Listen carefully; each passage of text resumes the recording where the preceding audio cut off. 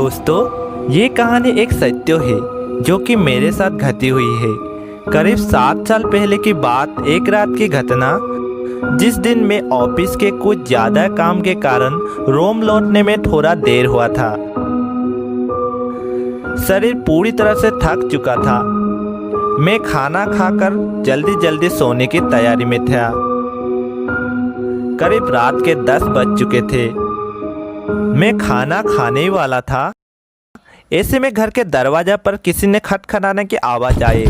मैं चौंक गया, सोचने लगा कौन होगा इतने रात में।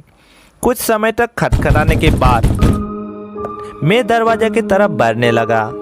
कहीं कहीं मुझे डर सा लग रहा था। उसी दिन में मेरे रूम के एक पड़ोसी भी गुजर गए थे, जो तस्वीर मेरे आंखों के सामने बार बार आने लगा।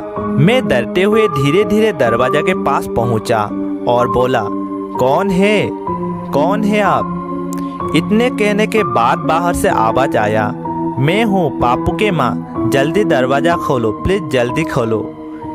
ये बात सुनते ही मैंने तुरंत दरवाजा खोला और उनको पूछा, आंटी आप इधर इतने रात क्यों, क्या हुआ? पापू अभी तक घर नहीं गए हैं क्या? वो तो 4 बजे ही ड्यूटी से निकल चुके थे। ऐसे बोलते ही पापू की माँ बोली, क्या हुआ है तुम्हारा? फोन कब से ट्राई कर रहा हूँ लेकिन लगती ही नहीं। तब मैंने बोला, ओ फोन तो चार्ज पर था, मालूम ही नहीं पड़ा। फिर वो बोलने लगी, कुछ बाजार करके पापू और मैं साथ में ही घर लौट रहे थे। उसी समय हमारे बाइक का रास्ते में एक्सीडेंट हो गया। प्लीज राजू, पापू को हेल्प करो, वो अभी भी रास्ते में ही पड़ी हुई है। पापू को बचाओ राजू, प्लीज पापू को बचाओ। ये बात सुनते ही मेरे पूरा होश निकल गया। उसके बाद जल्दी से मैं भी पापू के माँ के साथ एक्सीडेंट के तरफ निकल गया। रास्ते पूरे सुनसान और चारों ओर सन्नाटा छाया हुआ था। दोनों साइड घने जंगल और अंधेरा भी था। किसी को दूर दूर तक देखने का नजर बिल्कुल भी नहीं आए। ऐसे ही चलते चलते मैंने पापू के माँ को पूछा, आंटी कब हुआ ये एक्सीडेंट? लेकिन उन्होंने कुछ बोला नहीं। मैंने सोचा एक्सीडेंट के कारण आंटी पूरी तरह से घबरा चुकी है और बात पूछना गलत होगा, इसीलिए मैं भी चुप रहा। कुछ आगे चलने के बाद मैंने फिर से पूछा, कितनी दूर है? तब जाके उन्होंने बोला कि थोड़ी और आगे, जल्दी चलो जल्दी। चलते चलते मेरे अंदर कुछ अजीब सा अनुभव हो रहा था कि मैं कहाँ जा रहा हूँ। क्या मुझे इतने मध्यरात को ऐसे चलना उचित होगा?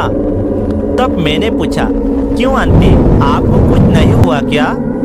उन्होंने बोली, मैं थोड़ा जंगल में गिरी थी, इसीलिए खास मुझे कुछ नहीं हुआ। लेकिन पापू? फिर मैंने बोला, क्यों, क्या हुआ पापू को? कहीं उसे ज्यादा चोट पोट तो लग नहीं गया? इतने कहने के बाद वो फिर से बोली। पापू लेकिन पत्थर के ऊपर गिर गया और बेहोश पड़ गया। मोबाइल भी पूरी तरीके से टूट चुकी थी, इसलिए सीधे तुम्हारे पास मदद मांगने चले आए। उनकी ये बात सुनने के बाद मैं पूरी तरह से हैरान हो गया, क्योंकि पहले बोला था उन्होंने मुझे फोन किया था, लेकिन अब बोल रहा है कि फोन टूटी हुई है। मुझे कुछ समझ में नहीं आया। मैंने ये बात उनको बोलने के बारे में सोचा, लेकिन उनके घबराहट देखते हुए चुप रहा। रात करीब 12 बज चुके थे और अब तो मौसम भी पूरी तरीके से बिगड़ चुका था और आसमान से थोड़ा बहुत बारिश भी हो रहा था। कुछ समय बाद हम लोग घटनास्थल पर पहुंचे। पहुंचने के बाद मैंने देखा कि पापू तो रोड पर गिर पड़ा है और सामने उसकी स्कूटी भी। मैं जल्दी से पापू के पास गए और पापू को देखा तो धड़कन अभी भी पूरी तरह से चल रहा है। इतने में मैंने फटाफट से एम्बुलेंस को कॉल लगाया। कुछ ही समय के बाद एम्बुलेंस वहां पर आई और पापू को हॉस्पिटल भेज दिए। एम्बुलेंस के जाने के बाद पत्थर के पास मैंने जो देखा, मैं पूरी तरह से डर गए। ओह माय गॉड, ये क्या है? और भी एक औरत के डेड बॉडी, जो कि और कोई नहीं, पापू की माँ थी। अब मैं पूरी तरह से डर गया। तो वो कौन था जो इतने देर तक मेरे साथ थी? तब मैंने फटक से पीछे मुड़ के देखा तो वहाँ पे कोई भी दिखाई नहीं दिया। तब मुझे एक बार तो पक्का समझ में आ गया कि पापू की माँ कब गई मर चुकी थी, लेकिन अपने संतान को बचाने के खातिर मेरे पास मदद मांगने पापू की माँ नहीं बल्कि उनकी आत्मा आई थी। पापू के माँ अभी इस संसार में नहीं रहा, लेकिन उन्होंने एक सीख जरूर दिया है कि ममता से बड़ा कोई भी नहीं हो सकता।